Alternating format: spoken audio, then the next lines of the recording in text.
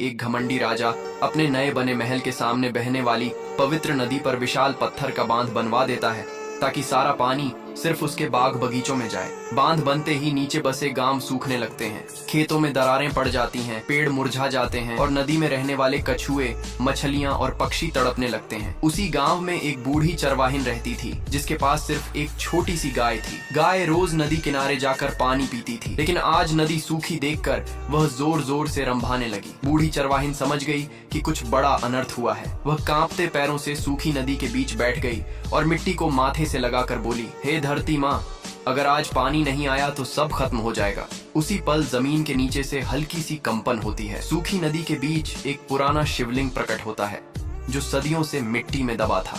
चरवाहिन रोते हुए उस पर जल की एक बूंद भी नहीं चढ़ा पाती तो वह अपने आंसू ही अर्पित कर देती है। उसकी सच्ची पीड़ा सुनकर आकाश में बादल गरजते हैं। अचानक महादेव प्रकट होते हैं। उनका स्वर गंभीर लेकिन करुण होता है। जहाँ लालच होता है वहाँ विनाश निश्चित है। महादेव अपने त्रिशूल से बांध की ओर संकेत करते हैं। अगले ही क्षण बांध में दरारें पड़ जाती हैं, पत्थर टूटकर बिखर जाते हैं और नदी अपने पुराने रास्ते पर वापस बहने लगती है। पानी गांवों तक पहुंचता है, खेत हरे हो जाते हैं, पशु पक्षी फिर से जीवन से भर उठते हैं।